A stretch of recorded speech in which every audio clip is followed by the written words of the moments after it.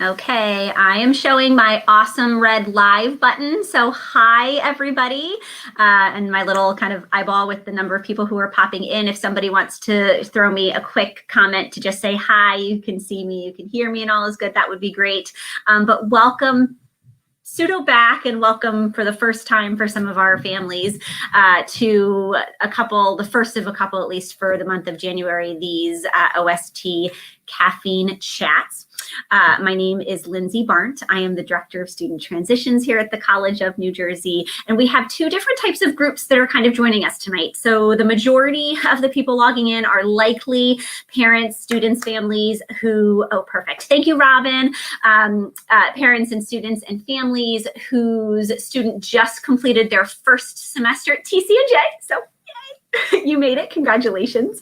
And you're logging on because obviously we were completely remote for last semester, and that is a different ballgame this semester. And so we've got the right people in the house to chat to tonight about residential education and housing, all sorts of questions that you have about your student moving on campus and doing classes in us in our community. Anyway, so we have that kind of group first. And then I do have a group. Every year in January, we tend to bring in anywhere between 100 and 125 brand spanking new students, the overwhelming majority of which are transfers coming from a previous institution, but we typically have about a dozen or so first year students as well.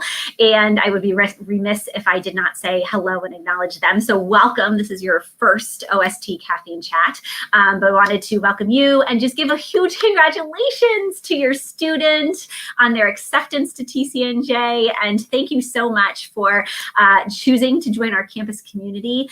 A little bit about me, my office is sole existence is to help kind of get you from, yep, we've decided that we're depositing and we're coming to TCNJ, to the first day of class and a little bit beyond. And this year, in the crazy academic year that we are having, they hung on a little bit longer. So normally I don't get to hang out as much with my fall parents, but we're bringing them along for the ride this year with everything that is going on. So welcome to you as well. So we have a mixed bag of students and families that could be joining us here this evening.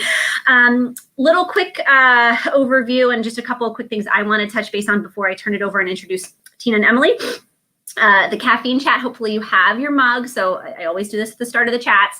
I want to highlight this one because this was an awesome little one that was a giveaway for some of the faculty and staff at the end of the year. It's a little, oh gosh, this is horrible. It's a Let It Snow Roscoe, but you might notice that it's quite small. It's not small. I think it's a camping mug. And it's great. It's really good material and super helpful. But you all collectively submitted close to 100 questions in my little survey. And I just sent that out like a day and a half ago for all of the questions that you have for us tonight. And this was not going to cut it. So even though it's decaf, I did bust out. This is not my super big one. And it's a little holiday themed, but the biggest holiday mug that I have that's still out because of course I haven't decluttered from the holiday. Little decaf tea tonight, but hopefully you have your cup and you're ready to go. We have a lot of information to cover. Some housekeeping items, and then we'll get on our way. Those of you who are already logged in and sending comments and hellos and chats and questions and whatnot, you have to be logged into YouTube for me to be able to see that. I will scroll through and I will monitor it through the course of the evening. So you have to be logged in for that. We have a lot to cover. When Tina and Emily and I met this afternoon to kind of go through and make sure, because I read every single question and I broke the questions out into groups and categories, and we wanted to make sure that we were addressing the concerns and touching on as much as possible. I believe, Emily, it was you who was like, are we gonna be able to do this in an hour? And I was like, I don't know, but we're gonna try. So we have a lot of information to go through, and we are going to be prioritizing questions pertaining to residential education experience on campus and housing, move-in information, some dining services stuff, etc. So that's going to be the focus of this one tonight. If we don't get to your questions, we will get to those in future caffeine chats, or we can answer them on an individual basis through email if that's the case, but that is going to be the priority. So if you ask a question and we don't get to it, we're not ignoring you. It's just that that's the focus. If we do have time at the end of the session, I will go ahead and try to answer and troubleshoot some of the ones that we received from all of you previously.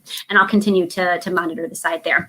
And then I think the last thing, the three of us were sitting there this afternoon and kind of just getting our ducks in a row, fresh off of a nice couple weeks off. I guess if you could call it off. I don't know about you two, but I worked a decent amount. I'm sure some of you, both of you did too. Our goal here tonight, we really wanted to focus in on what that goal is. And for you all, it is, we want to paint the most genuine and realistic picture of what living on campus this spring is going to look like, and not the what you want it to look like scenario, because we're getting a lot of that. We want to show you and talk to you about what the actual scenario is going to be on campus. There are going to be obviously additional rules, additional expectations. There's no way to getting around that. And the truth of the matter is, every single person who chooses to live on campus and be a part of this community in the spring is going to have to abide by those rules. I'm not sugarcoating this when I tell you, I had an email from a student in December a student in the group chat, GroupMe for the class of 2024, who's super concerned because there were her peers that were their peers, gave it away, but it's her peers, who were basically saying, oh, well, they don't kick students out of the residence halls. We're going to do what we want. Doesn't really matter. Rules don't apply to us. Trust and believe that's not going to happen. We kicked, I think it was about a half a dozen students off campus last fall, and we didn't have that many on campus to begin with. The seriousness and I can't even begin to articulate to you the thousands, and I'm not exaggerating that, thousands of hours that my colleagues like Tina, like Emily, Janice, and Health Services have spent consulting with federal, state, your local Ewing Township and Mercer County health officials, reaching out to peer institutions across the country, comparator institutions like ours, all of our sister institutions in the state of New Jersey, trying to put together the best plan so that your student can live on campus, get the job done in the classroom. And that's what we think that we've come up with, right? We've done a really great job. Of course, it's COVID-19. We're going to have to roll with the punches, and things are going to have to shift and change. But we want you to walk away tonight with that expectation. And then we want you to have a really serious conversation with your student about, is this going to be the right fit? Is this going to be the right environment on campus or off? What's going to be that best environment for them to be able to be successful in the classroom and to have all their needs met? And that's not a decision that we can make. So unfortunately, I think some of you might be a little disappointed with what you're going to hear tonight, but the hope that we want you to do and to walk away with is having that realistic expectation. And we want to get those questions answered. So that's it. Grab your tea. It's ready to go. So I will introduce, I believe Tina's kicking us off really quickly, but I'll give them very brief intros. So Tina Tormey is our Director of Residential Education here at the College of New Jersey. She's been at TCNJ for 10 plus years now, I think, something like that. Easily one of the most brilliant people I know. And she's going to talk to you a lot about those components and pieces. And then Emily Thomas is our Director of Housing at TCNJ. All of our awesome emails about the move-in process and roommates and assignments and all of those pieces. She is a machine over there with all of her spreadsheets and all that kind of good stuff. And so she's going to tackle some of the more logistics pertaining to kind of housing assignments and the nuts and bolts pieces of getting your student here. We're going to tackle testing. I had a nice email to Janice this morning and said, here are all their questions. I need answers and refreshing. And then hopefully we'll get to a couple of the other smaller pieces there. So without further ado, I'm going to turn it over to Tina and let's get this started. Thank you, everyone. And yes, as Lindsay said, I've been here since 2007. I'm the Director of Residential Education, which means that I oversee the crisis response, the staff that work in the building, the training for staff, the programmatic pieces, the social and community engagement pieces, and a lot of those pieces that you have questions about. And as Lindsay said, this is not the normal or typical campus life experience at all. I think that we, similar to you, have been very disappointed by the way this year has gone. Like, you all have, graduating high school seniors who ended their senior year of high school in the midst of a pandemic with all of these traditions turned on their head, and then transitioned into a first year experience that wasn't anything like you could expect. And similarly, we are having the same experience. We work at TCNJ because we like the community. I've worked at a lot of other schools, and I've never stayed at a school as long as I have. I picked up a job adjunct teaching at TCNJ because I love the student interaction that much. And so that just gives you a sense of, when you send your student to TCNJ, what that experience is like and what our culture is like. Some things will not change. We still have community advisors, or some other schools call them resident advisors or resident assistants. We are maintaining our staff. We are going to have our similar ratios. So your student, if they come to school and they are a residential student, they'll have a CA who will be able to support them and answer their questions. We still have professional master's level residence directors who live in the buildings and who also work and make sure that they're supporting students as well. The big thing that's changing is the increased emphasis on health and safety measures and how that changes our face-to-face and our in-person contact. So you know that we have single occupancy rooms. We're also doing shifts like you'll have an assigned bathroom stall and our lounges are closed, and I'll get a little bit more into that, but all of those are for health and safety reasons. Things may change. The plan as it stands right now is the plan that we have been pretty sure seems supportive and seems like it will keep students as safe as possible and keep our staff safe as well. When I say things might change, I'm hoping that the virus rates goes down.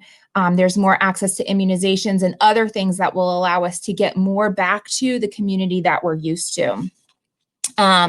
So when I tell you the things that are changing and what to expect from your students' experience if they live on campus, please know that everything that we have created and the structures that we have created have been done to follow New Jersey state guidelines, whether that is the governor's executive orders or the Office of the Secretary of Higher Education's recommendations and requirements, CDC recommendations, compliance with best practices from national organizations, as well as us kind of tapping into our network across the state in the Mid-Atlantic area and schools that have similar sized communities and communities that are similar in terms of the way students engage in communities.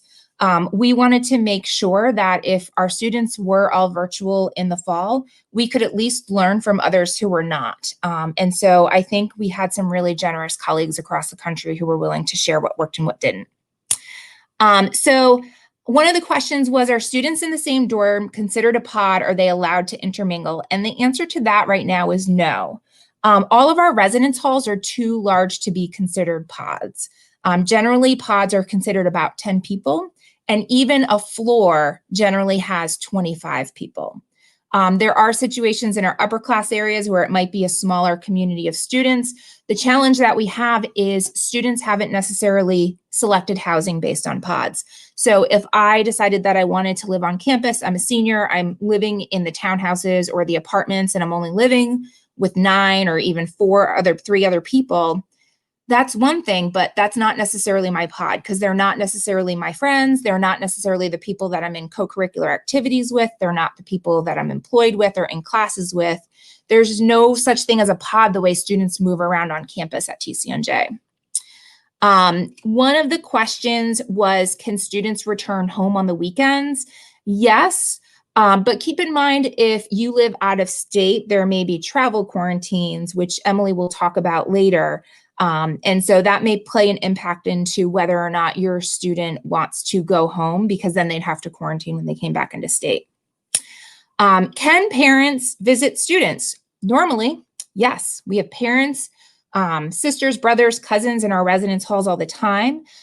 This year, no. Until New Jersey state guidelines shift us into phase 3, I believe it is, we are not permitted to have people in the residence halls who are not residential students there or who are not employees that are required to work in that building. So for example, a facilities worker who is repairing something or the residence director who oversees the building.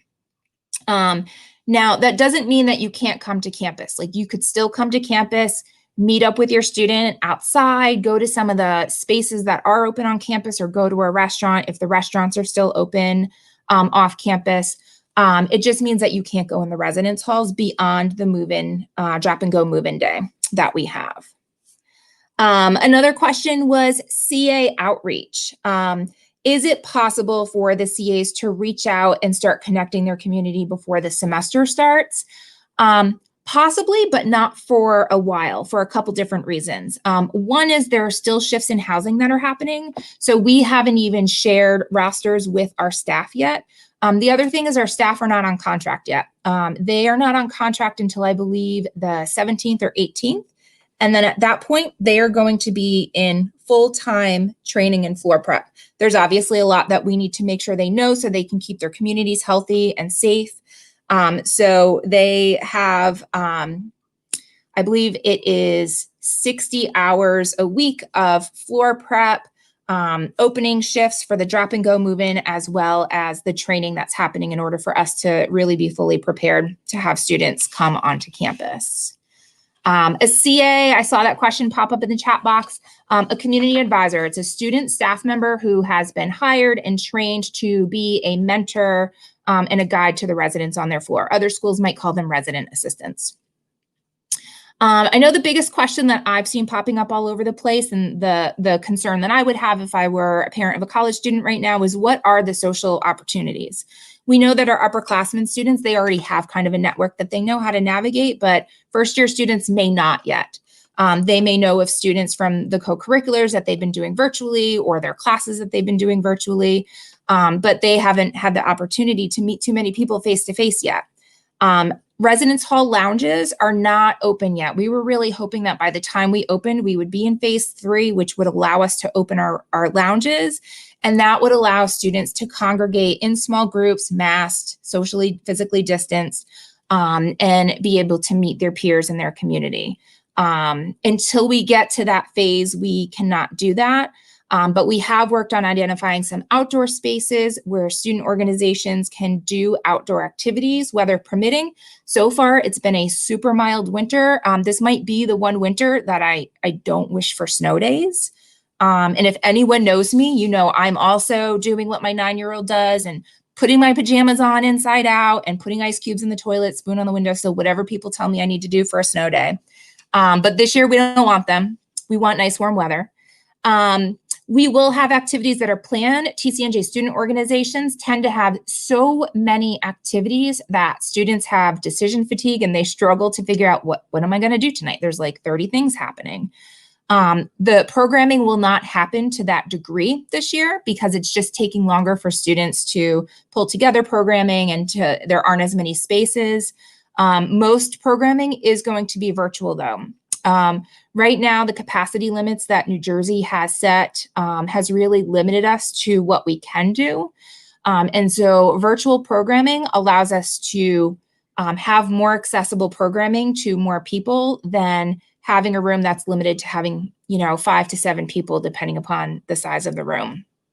Last spring, the college had started a centralized place to market virtual programming. There's an Instagram account that I know hundreds of students already follow. It's also on the webpage. So if you all want to follow along, it's sa.tcnj.edu/virtual-opportunities. That kind of is a compendium of all of the opportunities that are happening on campus. Programs on campus, including residential, are, like I said, mostly virtual, but we're hoping that as the weather warms up, there'll be more opportunity for in-person outside things, as well as hopefully if virus rates go down, we can have more access to indoor spaces. The spring 2021 study locations has some links to indoor places where students can congregate in small groups and chat with each other, have group study sessions. The Brower Student Center and the library will also have hours as well. One thing that keeps running through my head as we have done this planning, if you read the president's spring 2021 email back in October, she said, nothing is more critical for safeguarding a spring semester with some in-person components, which is a desire that many have expressed in the community. To achieve this vision, it's essential that we behave to minimize virus spread and to protect one another. So I know that there's a lot of disappointment by the limited in-person contact that we can have. Our ability to do that, though, is protecting the in-person experience because we know that students want to be on campus. We know that students want to be able to interact in a classroom, interact with their peers, even use our library, which I think students have never wanted very much before this year. But when it's kind of like when you don't have it, you appreciate it more. Those things are things that we are really trying to protect for our students. Lindsay talked about accountability.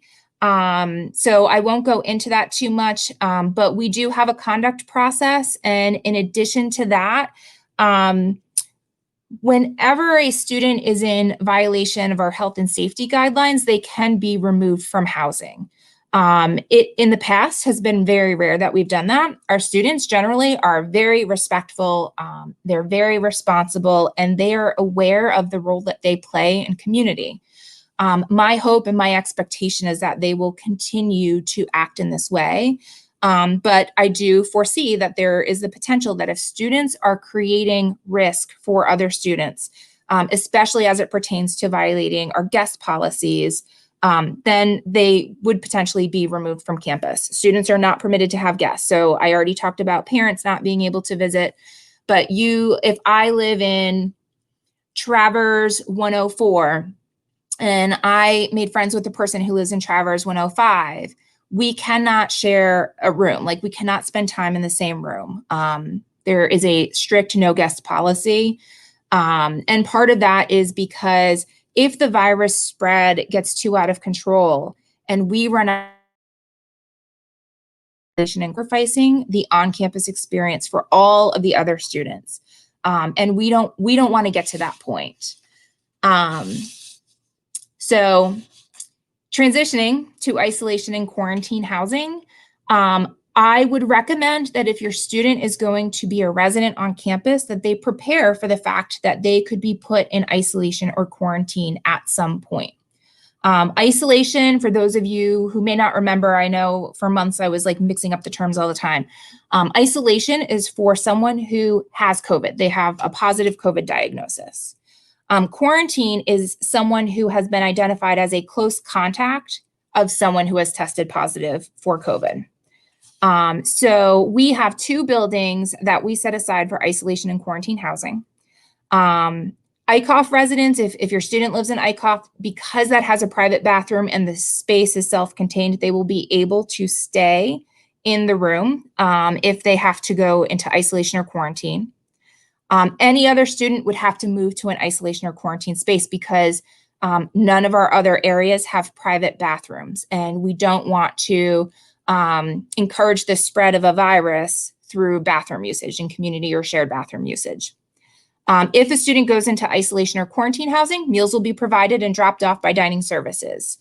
Dining services at specific periods of the day will bring their meal, leave it, and either knock on their door or text them to make sure that they know that their meal has arrived.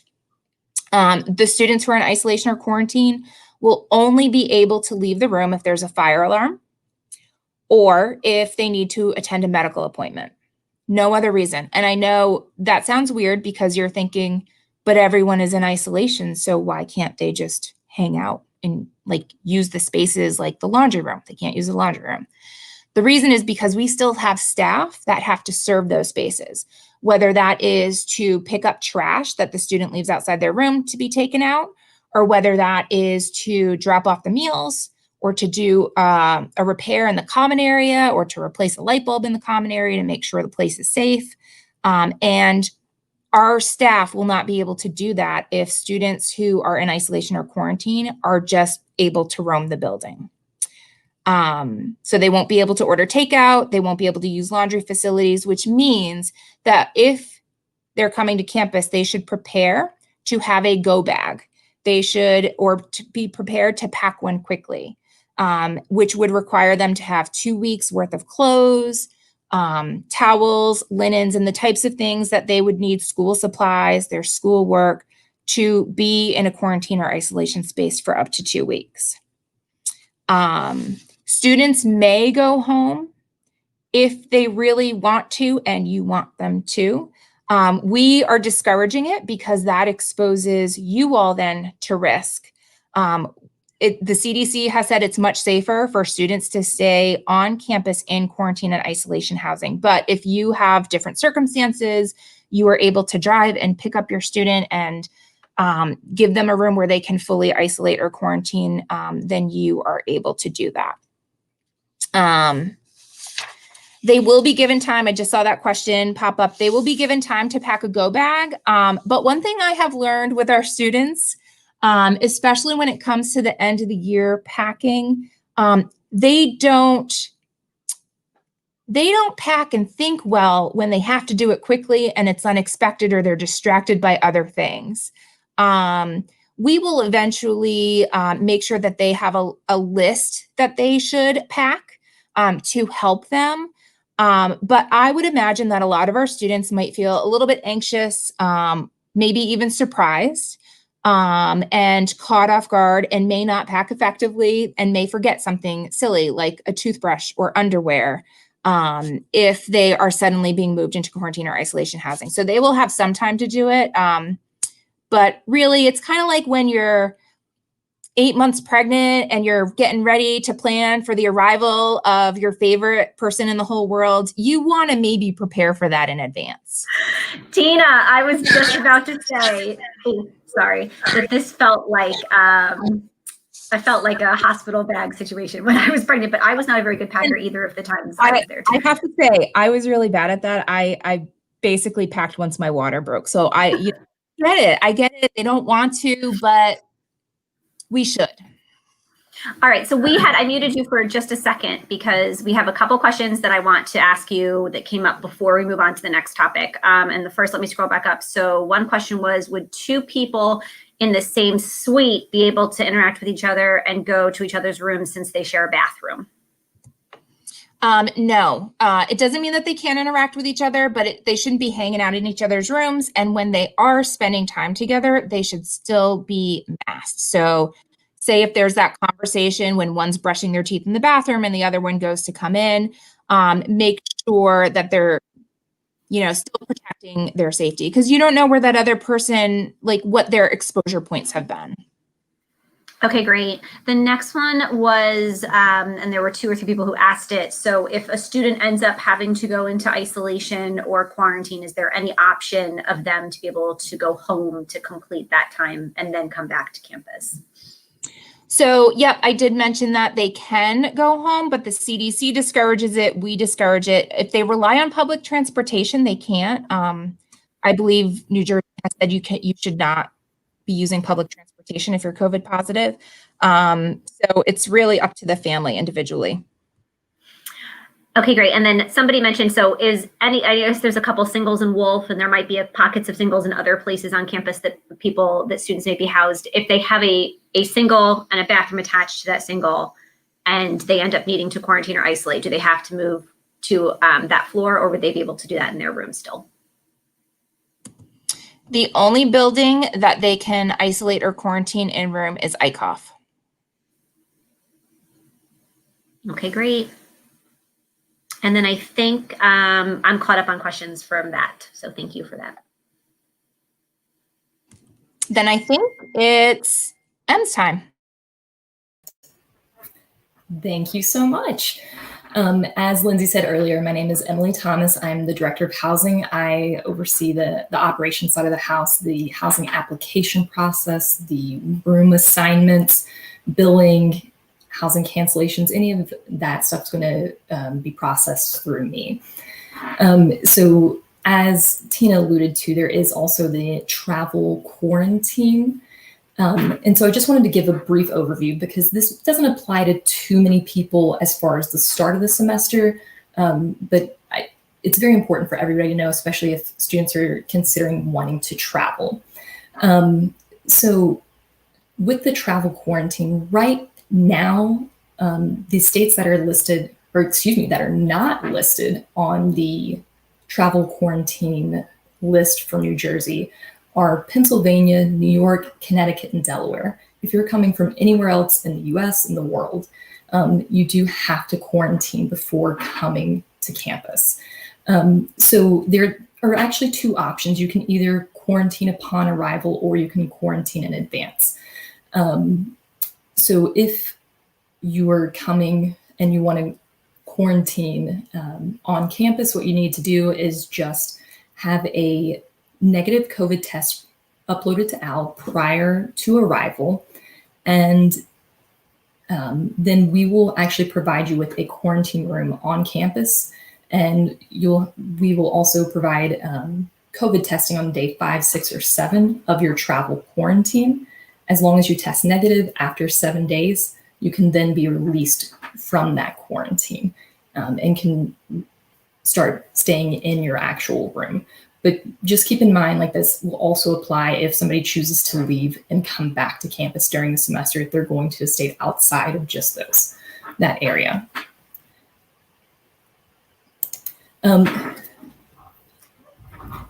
One big thing that everybody is wanting information on is like the testing and health requirements.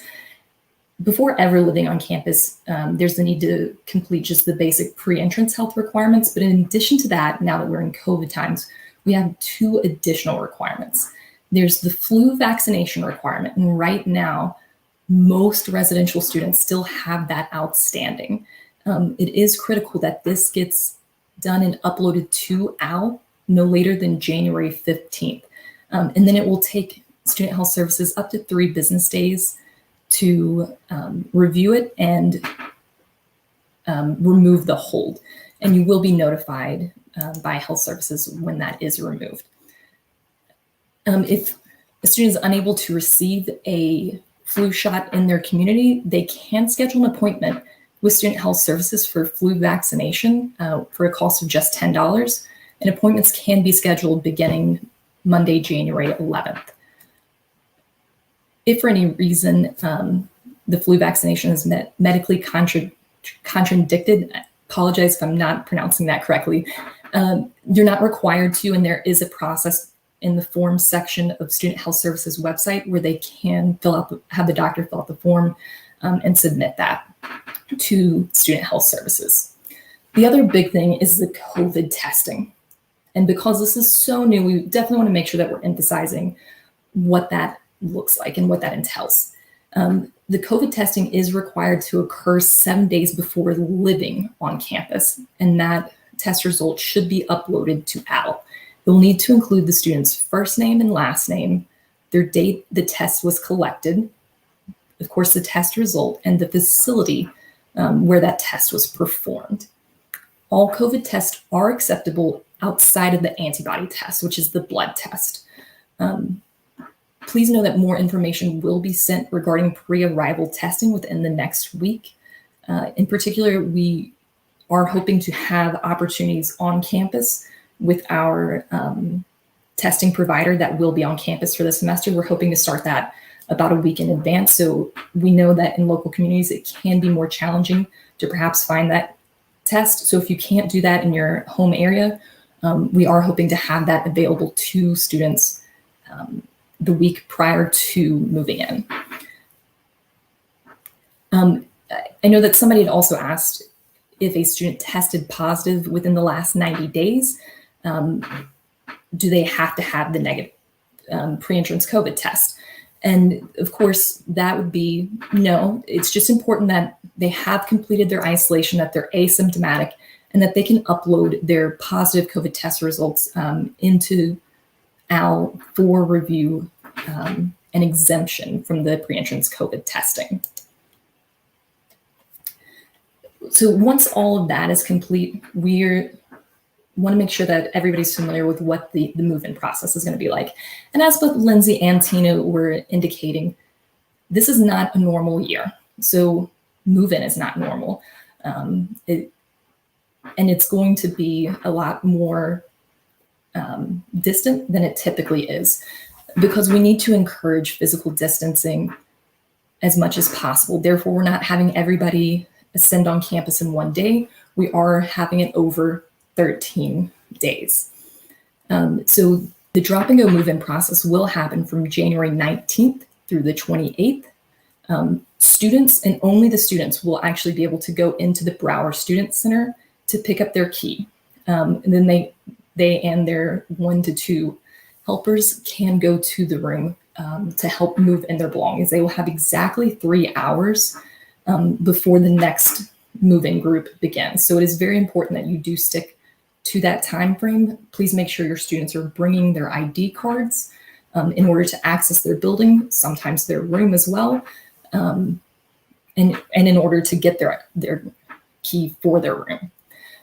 Students on the 29th, we do have some move-in time slots where the first-year students can begin to stay on campus.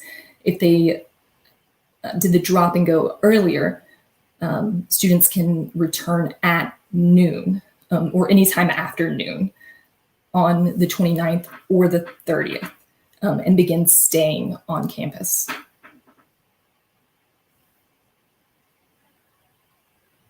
And I apologize, that returning to campus, I'm so sorry about that, is just on the 30th after noon. The students who are moving in on the 29th, so please let me clarify that myself. I apologize.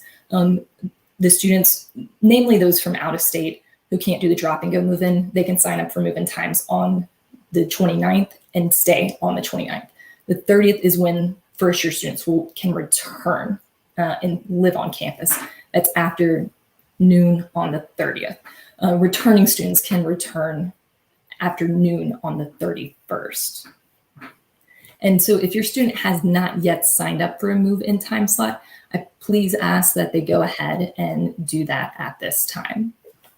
Emily, I'm just going to jump in real quick. Also to give you a break because you have a million things that you're going through. But I just realized that some of our new families probably don't know what OWL means. We love acronyms at TCNJ, super fun. OWL stands for Online Wellness Link, right? And it's all of the health stuff. So when we say that we are uploading things to OWL, that is the online portal. Your student needs their TCNJ username so that all the letters and numbers ahead of that at tcnj.edu and their email address and the password that they have set up. As soon as they have their TCNJ email, they can go to it. It's a link that you can find on today.tcnj.edu. I'll throw that link in the group chat. And that's where they're going to upload all of their health forms, right? So all of our new students need health forms in there by the 15th. There are a couple people on the never submitted their health forms list from fall. You are several months late. What did Janice say? I think she gave me specific numbers on that. 749. Crazy, right? No. We got to get you in there. But that's where you're going to be uploading your flu shot, and that's where you're going to be uploading your COVID test results. And then just to clarify, because I threw that in the chat, PCR is okay. Rapid test is okay.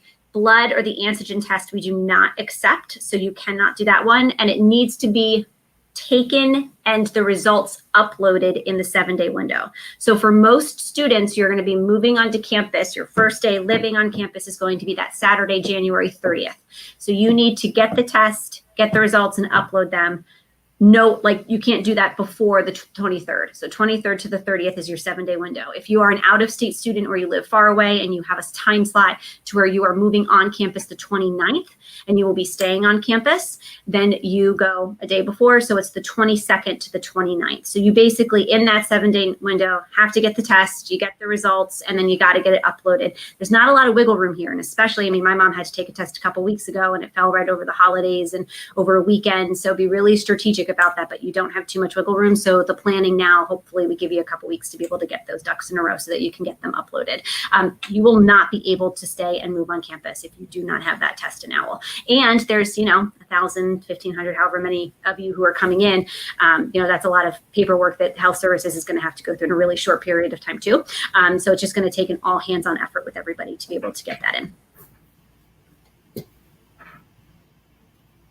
Okay, back to you, Em. Sorry, and I'm just seeing all these questions come in. So I definitely want to make sure that we're answering all of those as well. There's just so much information to take in right now. I know that the move-in cars has been a big question. Yes, like we're encouraging people to just do one car for move-in if possible. You can do two because we are doing it so physically distanced that there should be very few people moving in at any time. So 2 cars really shouldn't impede the progress and ability for students to move in. The only place where that's not possible is the townhouses. So if you're moving into the townhouses, please make sure that you only have 1 car in order to be respectful for all the others that are also moving in. I think I saw some other questions in regard to testing, but that's also kind of moved along a ways and I can't keep up with where that is. please feel free to ask again. Yeah, I'm answering them as we go. So you Thank keep you. going. And then if there's any that I don't know or whatnot, I'll let you know. Definitely appreciate it.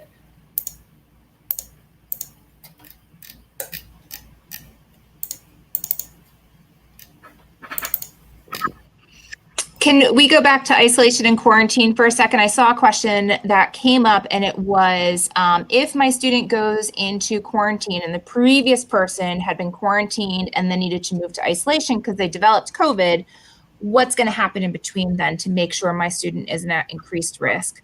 The answer to that is two pieces, actually. The first is that there will be time where once a student leaves a quarantine or isolation space, we let the room sit.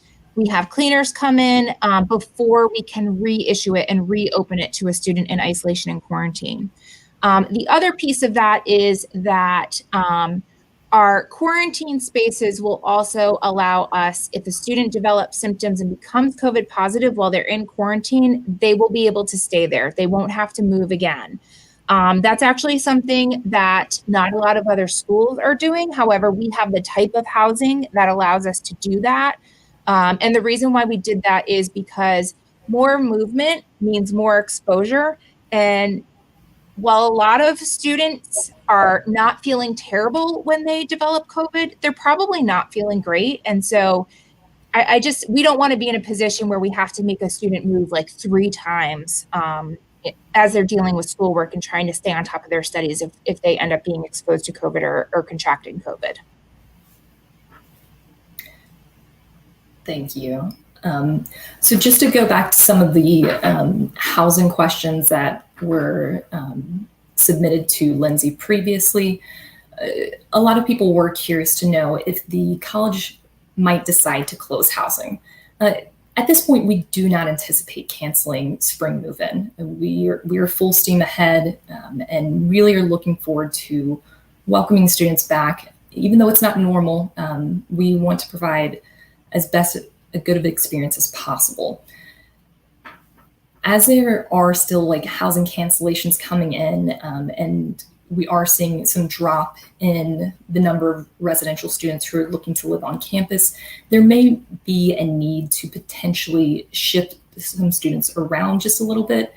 But we want to balance like de-densifying our residence halls, especially those with shared bathrooms, with preventing very isolated floors. We also want to be mindful that most students have already signed up for a drop and go move-in shift, which would potentially change if their housing assignment also changed. So we want to be very respectful that we're not creating any conflict for students at this point. If your student wants to know perhaps who their suite mate is, if they're living in a suite, that information is in My Housing. If they just go to their spring 2021 housing application, the very last page of that is the housing application status page, and it will have the name of who their suite mates are. So they can definitely find that right there. In regards to who cleans the bathroom and like who stocks toilet paper, shower curtains, these are all great questions. Travers and Wolf for the spring semester is going to be the only community style bathrooms that we're housing students in for the spring. Those will be cleaned and the toilet paper will be stocked by building services.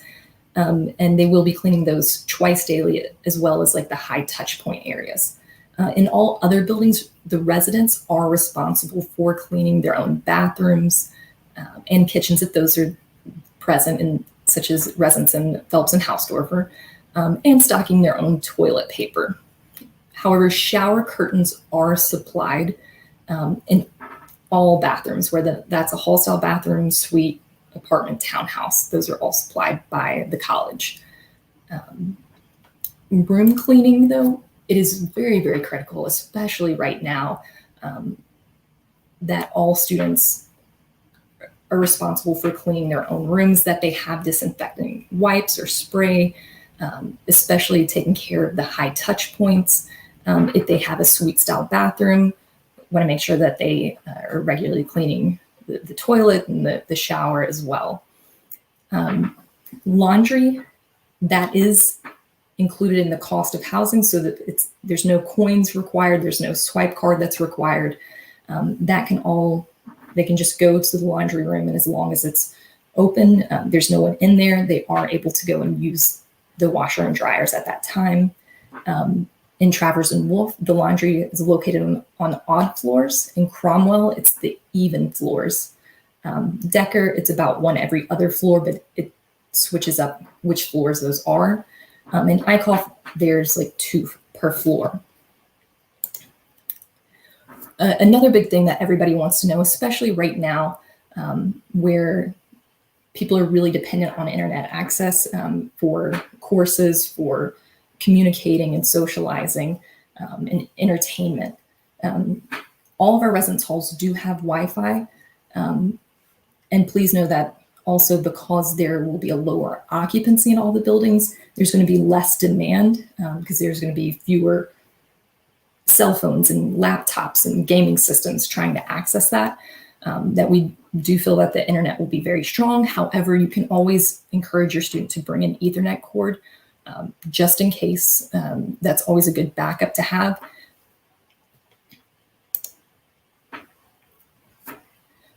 And as Tina mentioned earlier today, the kitchens in the residence halls will be closed.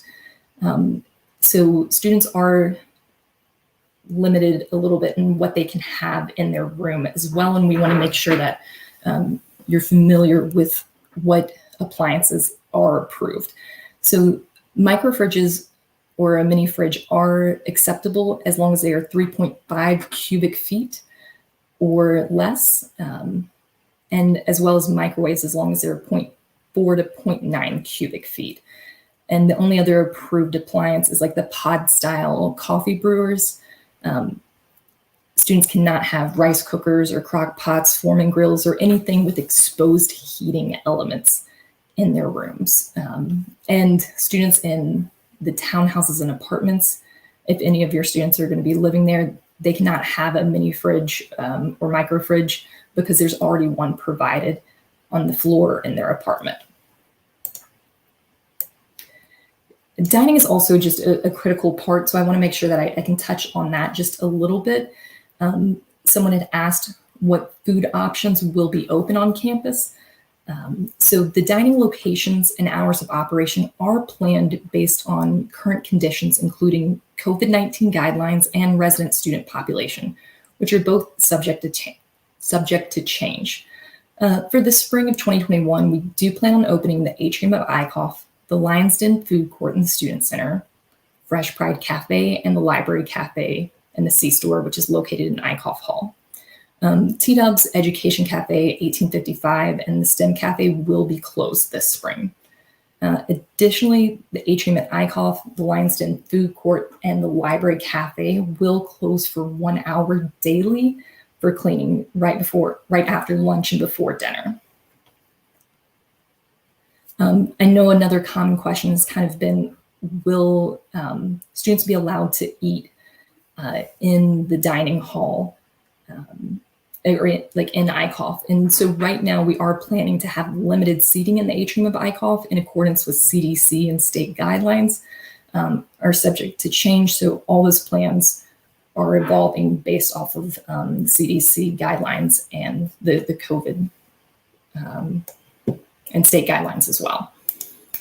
One other thing that dining is really excited about right now is that there's going to be a reusable container program. So as most of the food will still be to go. TCNJ Dining Services is committed to doing their part in reducing waste. So there is, Waste Watch Reusable, which is a reusable program that we will be introducing in the atrium of Eichhoff, where meals will be served in reusable containers that are returned the next meal, washed and sanitized, and then reused. The Waste Watch Reusable program will eliminate about 180 large 60-gallon bags of waste a day at TCNJ. Each student on Eichhoff Swipe plan would be allocated up to 4 containers. That's 2 large 3-compartment and 2 smaller containers. Students will exchange their used rinse containers when they go into the atrium at ICOF. They'll be given a token, and they will give the token at the food provider for a wash, reuse, sanitized container that they can then take their food out of ICOF in. As Lindsay mentioned at the start, we really wanted to kind of give an honest sense of what you can expect when living on campus this spring before the cancellation deadline. We've tried to be very transparent that cancellation deadline is January 11th, which is this coming Monday. So we want to make sure that you have as much information as possible before that deadline happens. It was asked that if you do choose to cancel, can you exclude that cost when paying your bill? Yes, absolutely. You can exclude that if you're no longer going to choose to live on campus. And then we've also gotten some questions about if you choose to come but then decide for mental health or well-being that this just isn't going to be working out for you and you need to leave. We are going to work with students. And so if students cancel before or on or before March 8th, we will provide a partial room and board refund. And that does need to be approved by housing. So they just have to work with our office. They can email housing@tcnj.edu and we'll be working with them. Any cancellation requests received after March 8th that are approved, we would be able to provide a partial meal plan refund only, no room refund at that time.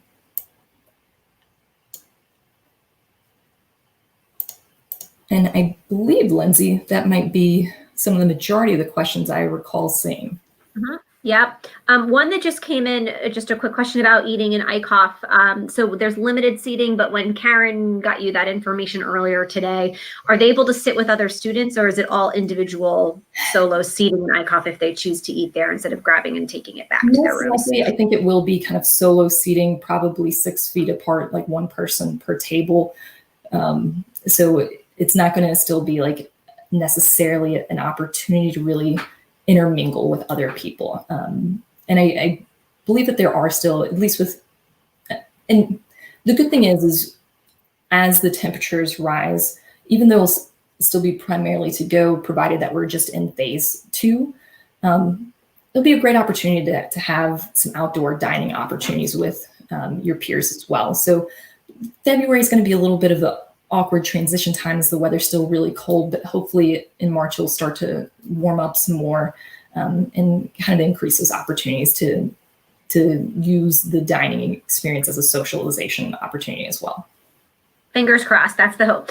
Yes. Okay. So I think one or two small logistics related things to your area. So just to kind of recap for everybody, there are a couple of questions about this whole drop and go thing. So we can't have all however many 1,500 students move in on the same day, right? Like we typically do at the start of the fall semester, or when we have our upper class, all of our students that were living on campus in the fall come back for the spring. No dice, not going to work, too many people. So what hopefully your student has done is they signed up for a drop and go time slot. So they start, I don't even know when they start, honestly, next week, the week after, something of that nature. I know I'm going to be on campus one of the days on the weekends, either Saturday or Sunday. I think I signed up for the 23rd. But essentially, you have this 2 to 3 hour window where your student's going to come. They're going to get their key. They're going to do all the things, hopefully having all of their, components in a row, ducks in a row for that. And they're going to move on to campus and they're going to, I guess, pseudo set up their room as much as they can in that time frame, right? Drop off all their stuff. And then they're going home with you. All right. I know some of you out there are probably like, you sure you can't keep them? Yes, I'm sure we can't keep them for at least another several days. All right. I have a 2 and a 7-year-old at home, and I wish that I was able to do that, and I can't do that either. So you got to hold on to them a little bit longer. So then they're going to go home with you, and then they're going to come back on Saturday, the 30th of January, anytime after 12 o'clock. Now, what are they going to do the next day and a half? I'm going to talk about that in a minute. So that's the drop and go method. So they're not staying on campus. If you have a time slot for January 19th, your kid is not staying here from the 19th to the 30th. They got to go home with you. Okay. the spots on the 29th, and I think I mentioned to Kim, the out-of-staters, and Emily, I told her to email housing because we did have some slots left on Friday that were, if you were 200 or 250 miles plus from campus, right? It was going to take you a lot longer to get here. Some of those extreme corners of the state of New Jersey, our New York, friends and Mid-Atlantic, other people who are coming in, or even our, way out of state, hopping on a plane to come. If you move in on the 29th, you can stay, right? So we are going to have a smaller number of students that will be on campus starting on the 29th. So hopefully that clears up the whole drop and go and then, coming back situation. So that was one question. The other question revolved, what's the hand truck situation? So, the micro fridge situation was wild. Did not know that this was a thing until I was going through all your questions this morning. And I was like, whoa, this is a thing.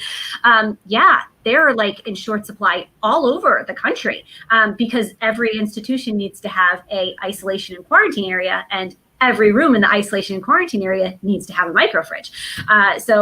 Including us, right? So all of our isolation and quarantine areas have micro fridges. So that is not a normal occurrence. It is not a normal situation where you cannot get one and rent one from the vendor that we use at the college. I've never in my 7 years, or I'm going on 9 years now, have we run into that problem, but that is a problem this year. So if you're bringing your own, bring a hand truck. If you have one, bring it. It's not like we're going to have a whole heck of a lot of all hands on duty. Unfortunately, the football team is not going to be able to help you out getting those items to your residence hall. But if you have hand trucks, certainly bring those. And I don't know, Emily or Tina, if you can speak to if we're going to have, do we have dollies? Do we have anything that's going to be available to help the families that are moving in on their drop and go location?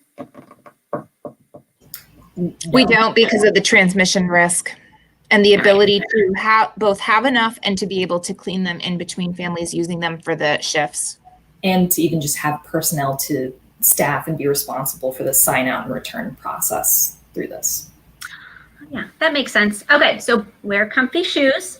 Bring all of the trucks or things that you need. And like, Emily said, because it's staggered in this way over the course of the next week and a half, if you do have 2 cars, or if you've got 2 people instead of the one or 2 people, we're going to be able to make that work to be able to get your students' stuff in there. So I think that those were some of the questions that I was plugging through. Let me just kind of go back and take a skim through here. Let's talk about cars on campus. Okay, so you know me, you've been around a while. For my new families, you don't know me that well, but maybe you're starting to get a sense. I like to live in a space of positivity and gratitude and trying to find silver linings whenever I can. I'm about to give you a good one. For the spring 2021 and for the spring 2021 semester only, any student who is living on campus may have a car. That includes our first year students. If I'm very quiet, I think I can hear the uproar of cheers and celebrations on your side. Oh, there it is. Ah! Okay, this like never happens, okay? So, blessings. If your student qualifies for being able to park on campus, they will be getting an email from our super fabulous Office of Student Accounts. You know what, they didn't say when. I have a meeting with them tomorrow, but sometime soon is what he said. I mean, obviously, we've got a couple weeks to go here. So they will be getting information about the process for applying for a parking pass. But if your student has a car, only this semester, only as a first year student, they will be able to have the car on the campus for the entirety of the spring semester. Beautiful. Oh, I loved that. That was fun. I feel like we've got lots of good info, but I'm sure some people are just, it's a lot to take in. So that was a little bit of joy. Okay. Oh, is it free? Yeah, I don't think it's free. I don't know if they're doing like a reduced thing or whatever, like a semester thing. I have no idea about how much it's going to cost. I doubt it's going to be $0, but that information will be found in the student accounts. I also had a random question, and I'm just going to button that up with student accounts as well, pertaining to lab fees. So if there was all of the lab fees are approved by the provost. So if there was a lab fee on your bill, it was approved by the provost and by the dean of the academic school. So if you had questions about that, I would reach out to academic affairs specifically, or student accounts. They could tell you who to go to. But there should only be lab fees that were approved for whomever. That was all I got on that. Okay. What makes them qualify for a car? That normally our first year students aren't allowed to have cars on campus. So they qualify because they're a residential student on campus in the spring semester. That's going to qualify them for that, I think. Yeah. Okay. Let me circle back. Was there anything, I'm sure there's all sorts of things that I missed. Let me go to my super big list. Yep. Did somebody jump up and say something on my side? I started to. I see a lot of questions about elevators. All of our buildings where students are being housed have elevators except for the townhouses. So that's great. And I also saw questions about frequency of testing. That will be once a week. Students will sign up for appointments. And it's actually in the Decker social space, which is in a residential building, but not in the residential portion of the building. It's actually a whole separate entrance. Awesome. All right. And then the last thing that I think kind of naturally fits into talking here within the context of kind of move-in and getting the semester started is, what about this kind of winter orientation program? Is there going to be a thing? Are there going to be things for the students to do, essentially when they get to campus midday on the 30th? Through till that they start classes on Monday. We do historically have a winter orientation program for the students that start in the spring. So that 100 to 125 students that we bring in. It is usually 2.5, 3 days max, and covers some academic components and some non-academics and social activities, all the things that you typically would have done last summer. We do in a condensed period and in a much smaller scale for those students. So I have been planning 2 different scenarios. Scenario 1, all virtual. Scenario 2, potentially some in-person activities.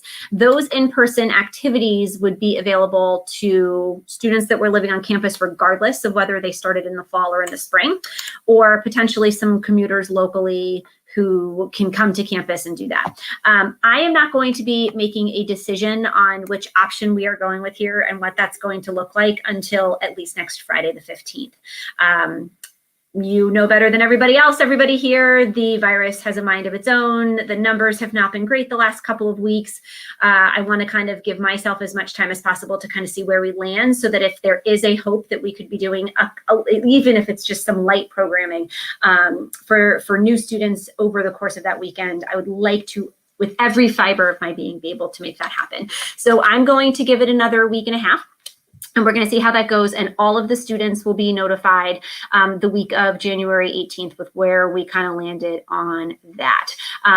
If you are a new family, so if you are one of my brand new spanking new students who probably are starting to get a little, oh my gosh, this is like a lot to take in, because this is already the hardest transition to begin with. All of my fall families, I want you to imagine all that we covered over the 3 months last summer and condense that into 3 weeks for the families that are just joining us tonight who have to start in the spring. This is by far the hardest transition on the books. And I really, give all the kudos to the students who start in the spring, and really just know my office is here to support you in any way that we can to get all this done.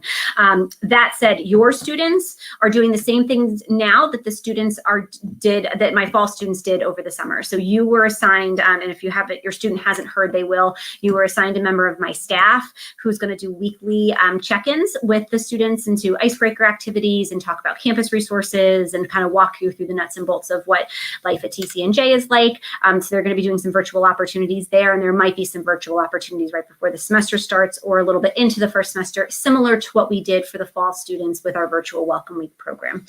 So a lot is still up in the air with regards to if we're going to be doing anything that weekend, but as always, I will be transparent and communicate that with you as soon as we have a decision. And then I get a handful of, I get a question, maybe not a handful, but a question or two every now and again. Just about like what could it look like in the fall? And,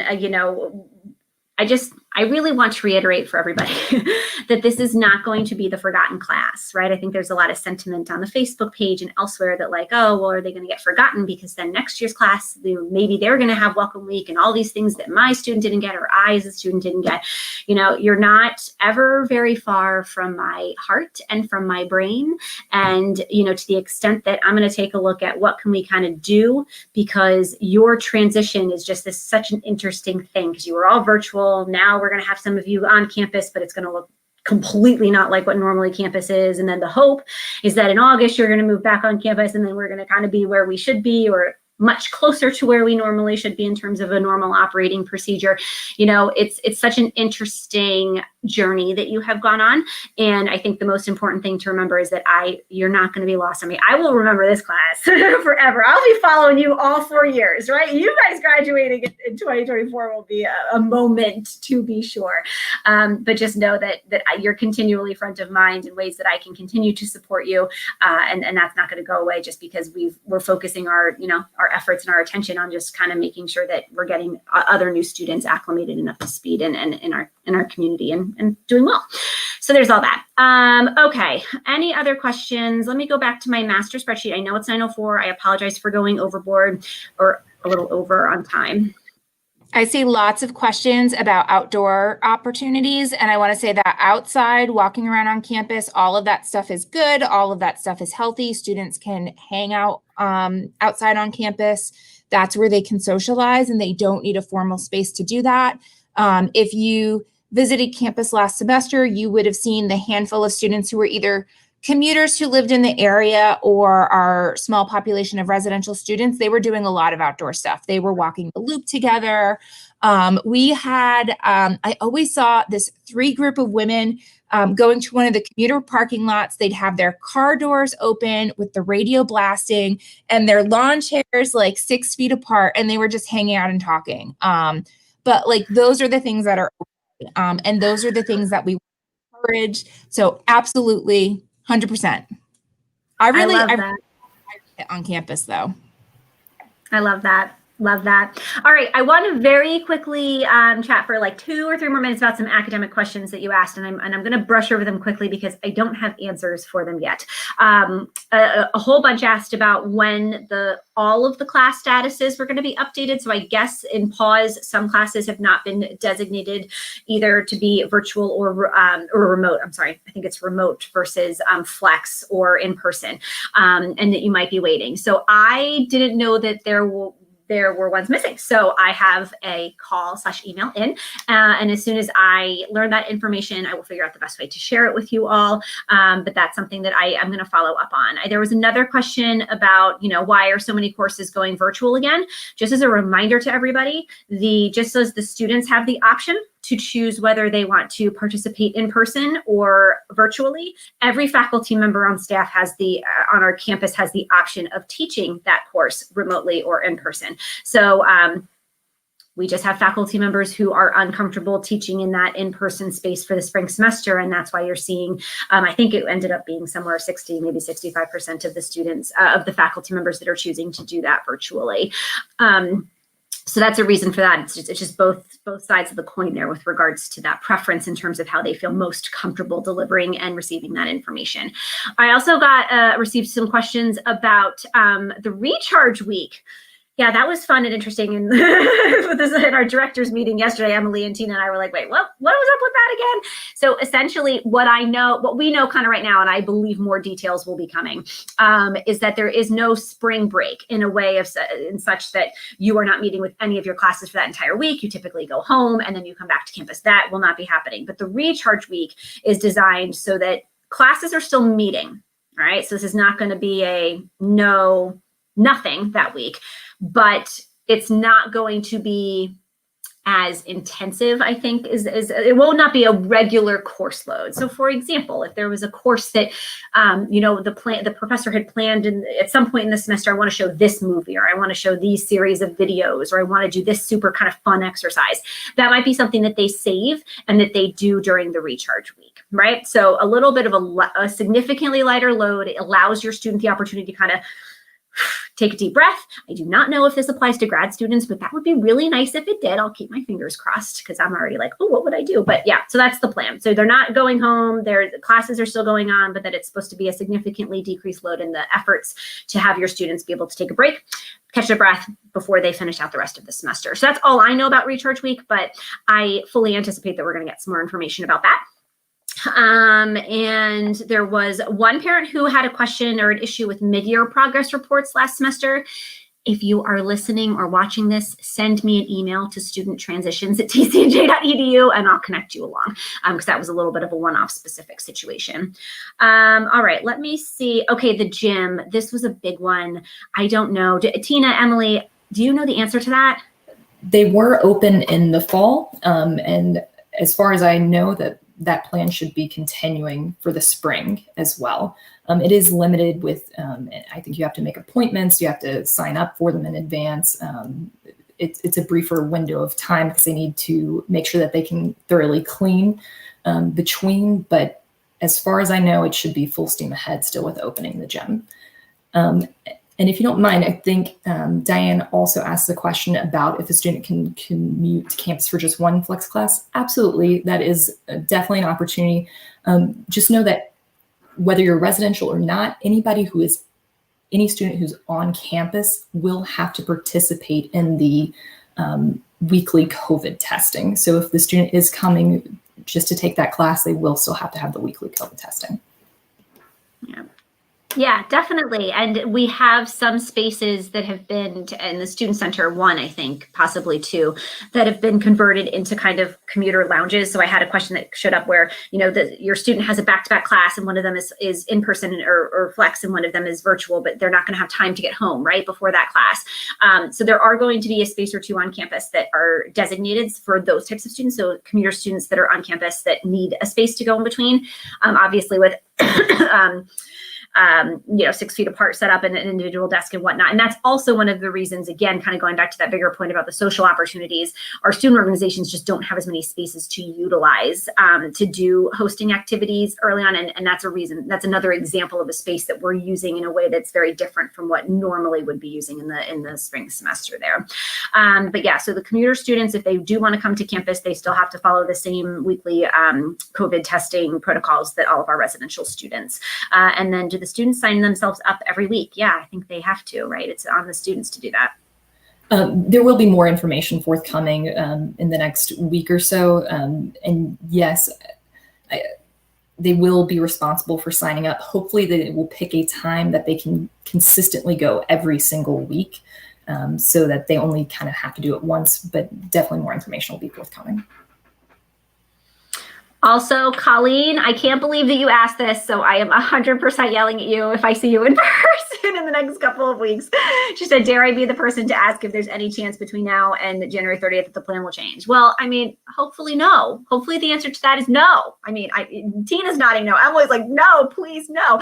But I'm so many of us are going to be so mad if that happens because Lindsay said we've literally spent thousands of hours like trying to figure this out. And then make it work.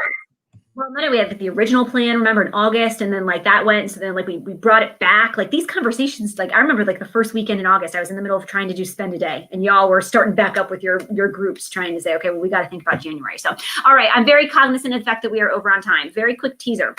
So we have 3 more chats coming up. The next 2 chats. So these are January 10th and January 20th. One is a Wednesday, one is a Sunday, I think somewhere in there. They are mostly geared towards my new family. So this is going to cover some general information about student accounts, billing, records and registration, some academic support services, some of those pieces, stuff that I covered with all of my fall parents ad nauseum over the summer. So the spring families, those are going to be big dates for you. I will email you reminders ahead of time so that we can kind of connect and touch base. It's a significantly smaller group. But for my fall families, I mean, I don't know, if you feel like a refresh and you want to pop in, the more the merrier. I'm not going to hold you back from that.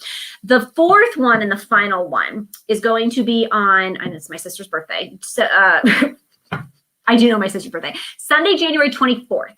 And that is going to be kind of the catch-all here of like, okay, we saw you in the beginning of January. Now we're moving a couple weeks. What are some of the last minute things that we need to cover? My decision about winter orientation and what that looks like, I will go over that in more detail on the 24th. Any of those lingering last minute questions, some of you may have already done your drop and go, others may not have, but all sorts of other, kind of just a catch-all and a general kind of preparation for the spring semester conversation application. So everybody is welcome to join me for that one as well. And that will be on the 24th. All of the chats are at 8 p.m. And again, I'll continue to send out emails, reminders. I'm going to put my email address, my general email address inbox in there as in the chat as well, just to remind you that if you do have any questions that didn't get answered tonight, studenttransitions@tcnj.edu. I'm going to ask in advance for all the grace because I do not have Frank or any student staff that are helping me answer these emails. So send them. But if I don't get back to you super instantaneously, I promise I will get back to every single one of you. But feel free to shoot any specific questions for your situation, or if we missed anything tonight to cover. I want to thank Emily and Tina so much because I learn something new every time I talk to these people. And honestly, they are such great examples, and there's so many more across campus of just people who are so freaking good at their jobs, and they care so much about bringing this great, as great of experience as we can have in the absolute safest way possible for your student on campus this semester. I'm in awe of your awesomeness on a daily basis, and I'm proud to call you both friends. But thank you for taking the time tonight to join us and to answer all those questions. And a huge thanks to Janice, even though she's not here, because she really filled in a lot of those gaps with the health services stuff. So much more to come. I would really encourage your student, check the TCNJ email address every day. I know they're on break. I know they've completely deplugged from a crazy semester, but we don't want them to miss anything. And there is going to be a heck of a lot more information coming. Last thing, I know I've said that 4 times. We were closed for 2 weeks, and due to furloughs and unused vacation that would go bad and all sorts of other things, everybody's still kind of emerging from the fog of not being in the day-to-day operations. So if you emailed a question over break, or if you emailed it back in December and haven't heard back yet, give everybody a little bit more grace till the end of this week. And if you have a problem hunting people down and you really can't get a question answered, that's when come find me, shoot me an email, and we'll see if we can get your question answered sometime next week. But I know that they're moving through a lot of our support offices, like records and registration, our student accounts. I know they're just trying to go through as quickly as possible to get you your answers. Somebody asked about ID cards. I have a meeting with them tomorrow, so I know that that's coming down the pipe to address as well for those students who don't have their ID cards currently, to be able to move on to campus. So, all right, now I think I'm really done. Lindsay, lots of questions about club sports. I don't know the answer to that. Do either of you? I think that's a no, but I'm not definite on that one at all. So it's better for us to check. Mm-hmm. When in doubt, we say we'll get back to you. So I'll get back to you on the club sports thing too. I know, I mean, yeah, I don't even know. Actually, I don't even know about varsity sports. That's a whole area that I'm not aware of yet. So we will research and we'll let you know about the club sports. So, all right. Thank you, everyone. I will stick around for an extra couple minutes just to see if there's any last minute questions in the chat, but have a great night. It was so good to see all of you. I know I don't get to see you. It's only one way, but thank you for taking the time to join us, and we'll see you soon. Bye. Good night.